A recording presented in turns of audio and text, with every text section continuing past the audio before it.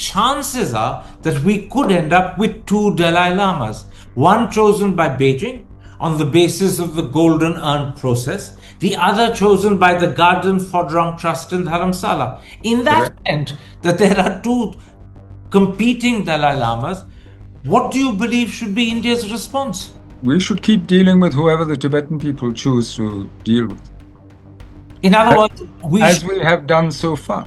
But we will deal with whoever the Tibetan people choose, wherever they make it. I mean, he's laid down a procedure, but it's not necessarily in Dharamshala or wherever the Tibetan people choose to do so. I think there's always been a very special and strong bond between India and the Tibetans, the Tibetan people, and with the Dalai Lamas in the past as well, right through.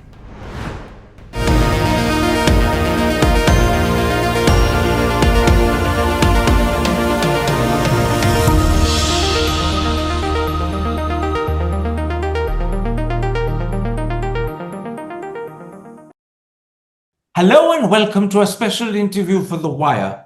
What sort of challenge does the Dalai Lama succession pose for India?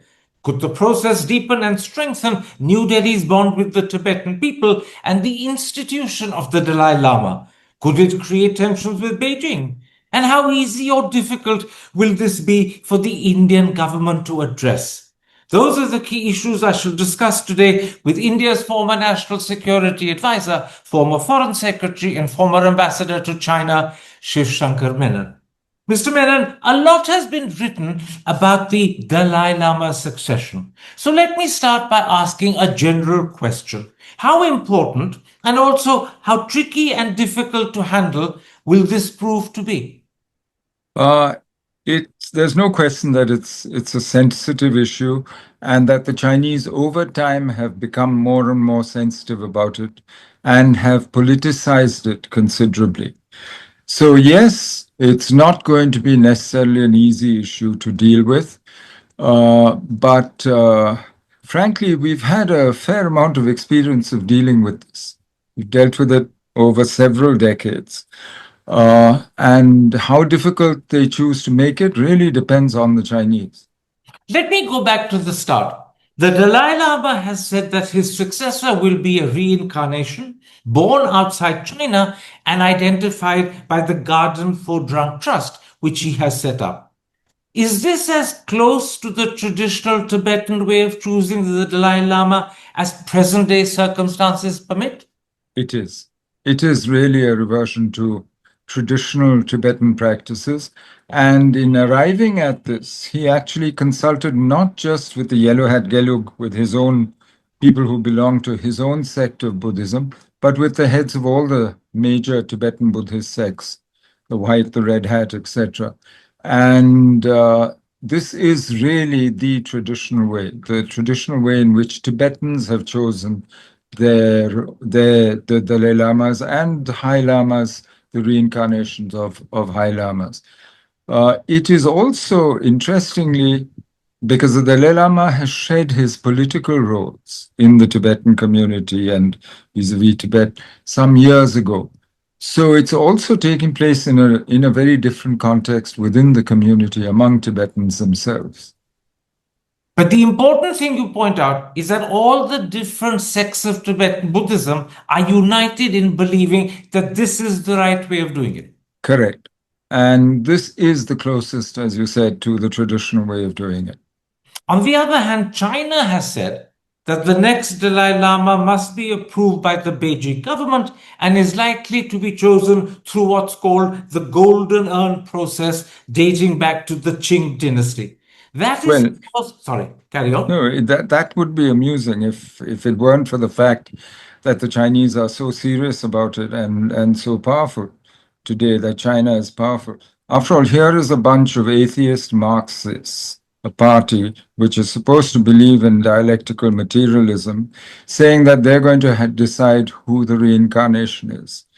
And actually, interestingly, politicizing something which is ultimately a religious and cultural practice of the Tibetan people, by saying that this is going to be something that the state and therefore the Chinese Communist Party are going to approve and do. So I find this, it would be amusing, except that because China has chosen to politicize it, I think in some ways it's an interesting situation. Why do the Chinese care so much about this? It's an implicit, well, explicit, actually, acknowledgement both of the significance of the institution of the Dalai Lama, but also of the political significance that this has, and I think of a certain nervousness about the status of Tibet and so on. Tibet is the only part of China for which they signed a separate agreement saying Tibet would revert to the motherland. In other words, it hadn't been part of the motherland. There's an implicit acknowledgement, therefore, of history there and of Tibet's autonomy through that history. But you're making a very important double point. By this stand that China has taken, it's re-emphasizing the importance of Tibet and the importance of the Dalai Lama institution. But at the Exactly. same time, as a communist country that supposedly views all religions as opium, it's also essentially contradicting itself. It is indeed. And so, but they take it very seriously. In fact, they list the Tibetan issue at the same level as the Taiwan issue as a core Chinese interest and a core political issue on which they judge people. And they've gone to great lengths to try and prevent the Dalai Lama's, the present Dalai Lama's trips abroad, visits, meetings with leaders, and so on, which gives you an idea of how seriously they take this. But tell me, the process that the Chinese believe should be observed, the so called Golden Urn process dating back to the Qing dynasty, is an anathema to the Tibetan people. So, do we have a potential, pretty serious clash in the making between Beijing and Dharamshala? I think you have a clash between two versions of history, and the Chinese have manufactured one which, frankly, doesn't have much support either in history or evidence, and certainly is not the one that the Tibetan people believe in. Which accounts for some of the shrewdness, I think, in the way it's being pushed. But yes, we've seen this happen with other senior, very high Tibetan Lama reincarnations in the past. There are likely to be at least, different uh, people recognized as the reincarnation. There's likely to be a Chinese version of who the Dalai Lama is. We saw what happened to the Panchen Lama, for instance, when he was reincarnated.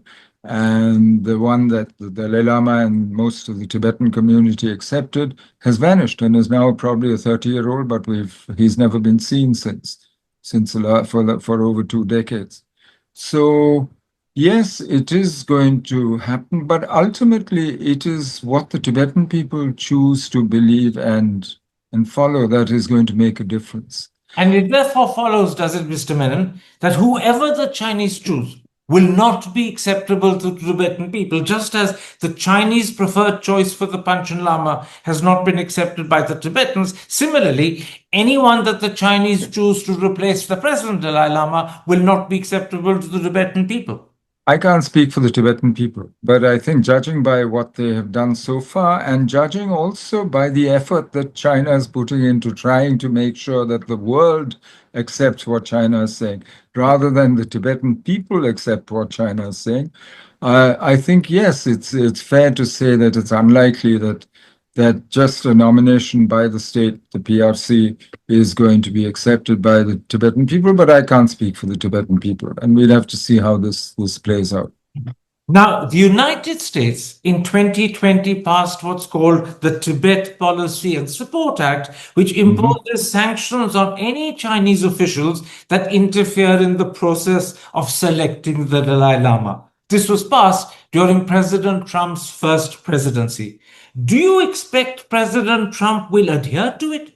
And if he does, will there be implications for relationships between Beijing and Washington? Well, this is one of the issues between the US and between Beijing and Washington. And certainly there is considerable popular and political support in the US for not just the act which was passed, but also for the fact that the US has, for many years now, played a sort of had an unofficial relationship with not just the Dalai Lama, but with the Tibetan establishments in India. And that, I think, has always been a cause of some worry to the Chinese. Chinese have raised this over and over again with the US. What Mr. Donald Trump will do, if you know how to predict that, you're a better man than I am. Uh, faced with something, it's very hard to say. You know, there are other Chinese issues, some like, say, when Hong Kong lost its autonomy and during his first term, Donald Trump chose to do nothing. Whereas there are other issues, some of the economic issues, for instance, where Donald Trump has taken steps which no other US administration was willing to take earlier. So I'm not going to try and predict what Donald Trump will do. But there is the potential, depending There on is, how he and acts. as I said, there's political support in the US. There's also popular support for the Tibetan cause. And if it's presented as such, as an autocratic regime which is trying to impose its will on the Tibetan people and on their religious and cultural practices, frankly, yes, I would expect there to be pressure in the US for the Trump regime to do something. Hi, I'm Karan Thapar. Over the last few years, I hope you've been watching my program, The Interview on the Wire. During that period, I've interviewed doctors, politicians, businessmen, scientists, authors, and even the occasional Nobel laureate. For me, it's been exciting. I hope it's been enjoyable for you. But these, as you know, are tough times, and if this program is going to remain bold, independent, and sometimes even defiant, then I think we need your support. At the end of the day, it's a truism, but editorial independence is best defended by the viewers. So if you would like this program to remain the way it is, forthright, outspoken, and interesting, then would you consider supporting us? All you have to do is to click on the description at the bottom. But more than anything else, I hope you will continue to watch the interview. Your viewership means an awful lot to me.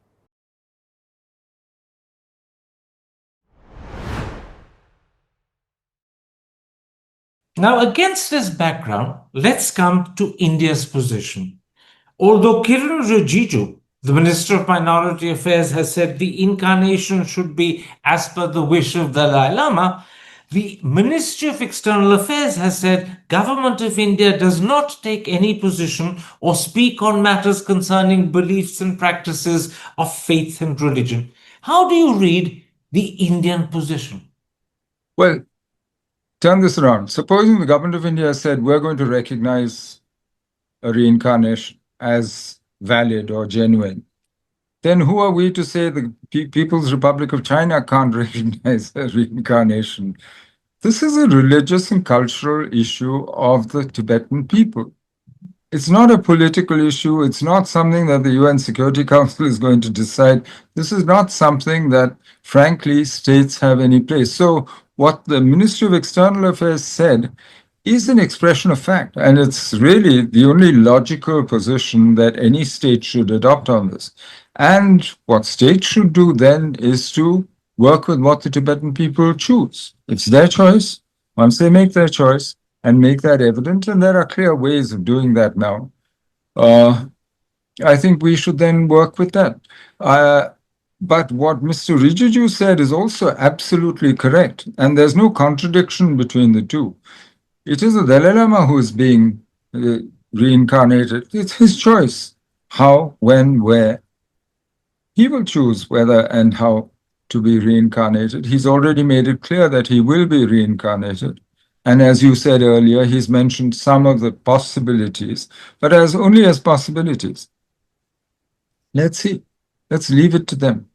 But the truth is, we shouldn't fall into the Chinese trap of politicizing something that is not an international political issue. But the truth is, or maybe I should rephrase myself and say, chances are that we could end up with two Dalai Lamas, one chosen by Beijing on the basis of the Golden Urn process, the other chosen by the Gaden Phodrang Trust in Dharamshala. In that Correct. event, that there are two competing Dalai Lamas, what do you believe should be India's response? We should keep dealing with whoever the Tibetan people choose to deal with, In other words, we as should, we have done so far. And this is very interesting. We should therefore recognize the we not Dharamshala. recognize. I'm not saying it's not for us to recognize, endorse, or to certify reincarnations. The Ministry of External Affairs is absolutely right in what they say. But we will deal with whoever the Tibetan people choose. This is a very interesting distinction. It's not a question of recognition, because that is not for us to do. But, Exactly. but It's we not for states to do anyway. not for states to do. Yeah. But India should deal with the Tibetan people's choice made in Dharamsala. Wherever they make it. I mean, he's laid down a procedure, but it's not necessarily in Dharamsala, wherever the Tibetan people choose to do so. When you say we should deal with, what exactly does deal with mean? Well, we are hosts to the Tibetan people. We are hosts to the Dalai Lama because he chose to leave Tibet because of what he saw happening and the threat to him. And we should continue to do what we're doing, helping to preserve Tibetan culture, helping to maintain the transmission of Tibetan Buddhism, and creating the conditions in which Tibet and its cultural, religious, other identities can continue to survive. I think they have a lot to contribute to the world, and I think we have made it possible for that to happen to a greater extent than any other state on earth. If India chooses to deal with what I now call the Dharamsala Dalai Lama rather than the Beijing Dalai Lama, would that create tensions, maybe even serious tensions between Delhi and Beijing? If Beijing could choose to make trouble out of it, Beijing's attitude to the entire issue has varied over time. I'll tell you a story. In 1960, when our relations had soured, the boundary question had come up. Dalai Lama had come to India in 59 March, and he was living here. There was a Communist Party of India delegation going to China, and they were going to for their own business. And Nehru asked them, check with Mao, how much of our trouble with China on the border and in the relationship is because the Dalai Lama is here. So they met Mao, and at the end of the meeting, they were leaving, and somebody remembered that, oh, Nehru. So they stopped. They'd already got to the door, turned around and asked Mao, oh, Nehru wanted to know how much of our trouble in our relationship is because of of the Dalai Lama being in India and our giving him refuge. And Mao, who had stood up and shaken hands, sat down on the sofa, thought for a minute, and said, better that he's in friendly India than in the imperialist US. Would That that was his apply today? that that was his priority at that time. So the Chinese choose to treat with the issue depending on what their priorities are at that moment and how they see India-China relations. They can make it a big issue and claim that that's the cause of what they're doing, or they can choose not to. And frankly, the simplest way forward would be if China just implemented all the promises of autonomy that she had committed to and given to the Tibetans, starting with the 17-point agreement. Frankly, much of this wouldn't be necessary. But today, it's the Tibetan issue, the reincarnation issue, all these issues are basically used by states like the PRC, and not just the PRC, by the US, by everybody else, for their own political purposes. So when you say, will it become serious? That's the Chinese choice. Let me ask you a broader question. Is there a possibility, is there a likelihood that China could ask India to shut down the Tibetan government in exile that functions out of Dharamsala when the Dalai Lama dies? Well, they've made their noises before about these things. And we've always told them, why don't you make your peace with the Tibetans? Talk to them directly. You say they are your people, talk to them, deal with your people. But they've never managed that. They tried in between. In Deng Xiaoping's time under Hu Yaobang as general secretary, there was a whole series of delegations of Dalai Lama's personal representatives discussing things with the Chinese. But the Chinese have never quite managed that. So, frankly, this is not. The Chinese might demand what they want, but we don't recognize any Tibetan government in exile. But we can't stop people from exercising their normal freedoms in India. And we will not do so. And And therefore, frankly, I don't think we should. the Tibetan government in exile, which is not They're, recognized by India, but will be continued to function. It will be free to function. well, they are free, like all citizens, to say and do what they want. It's not as though they're functioning as a government in India. But those who choose to recognize them as a government, who give them the powers of a government, for them, yes. The Tibetan people seem to work with them. It's a democratically elected group. But the government of India doesn't recognize them as a government or deal with them as such. You say they would be free as all citizens are free to do what they want, but are they citizens of India? They're not citizens of India, but foreigners have certain rights as well in India under our constitution. Maybe not all the rights of a citizen. They can't vote, for instance, but they do have rights. And the Supreme Court has ruled on this. Let me put to you something else that's often brought up. It's a claim that there could be an incipient or inherent contradiction in India's position. In 2003, India formally acknowledged the Tibet Autonomous Region as part of China, but it permits the Tibetan government in exile to operate out of Dharamshala. And if in the future it also chooses to deal as Dalai Lama with someone different to the person the Chinese have chosen, will the Chinese be right in saying there's a contradiction in your position? I don't see a contradiction here. We're dealing with reality here. The Tibet Autonomous Region is a part of China, but that doesn't tell you anything about Tibet's history, whether it's been independent in the past, the degree of autonomy that it should have today. None of that. It's just a statement of fact. The TAR is a part of the People's Republic of China today. That's all. Whether it will be in the future, it doesn't say what was in the past. So I think we can expand these and quibble about these arguments about contradictions and so on. But as I said, the ultimate contradiction and absurdity is in a state which is founded by an atheistic communist party claiming the right to choose reincarnations. After that, anything else is a minor blip.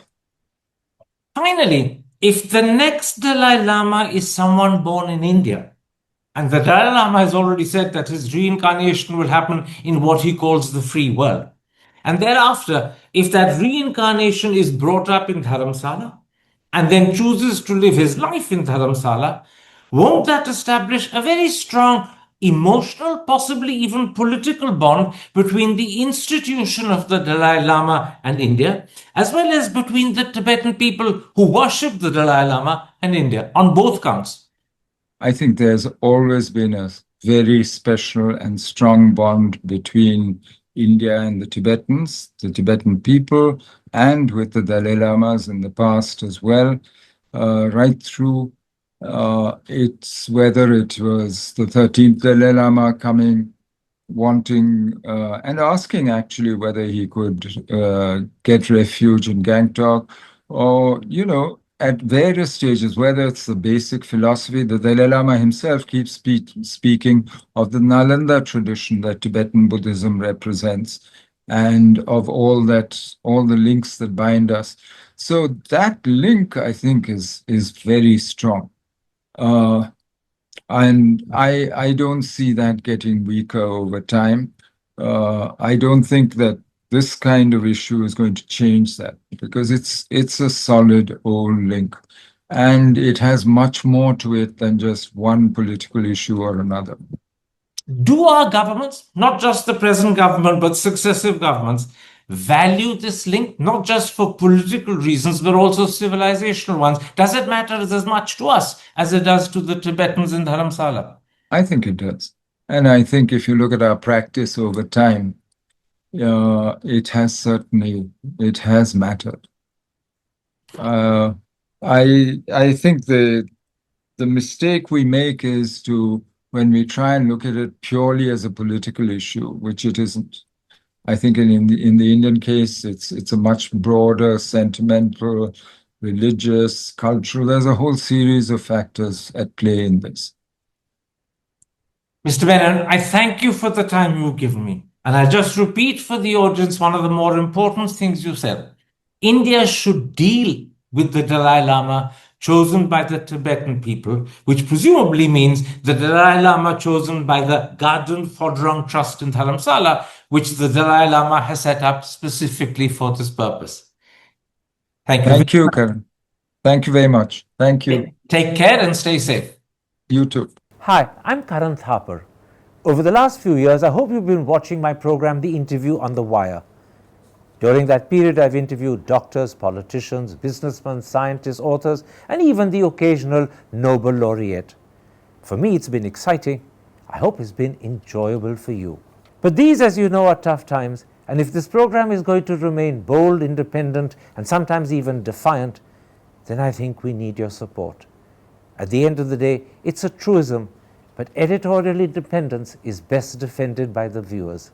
So if you would like this program to remain the way it is, forthright, outspoken, and interesting, then would you consider supporting us? All you have to do is to click on the description at the bottom. But more than anything else, I hope you will continue to watch The Interview. Your viewership means an awful lot to me.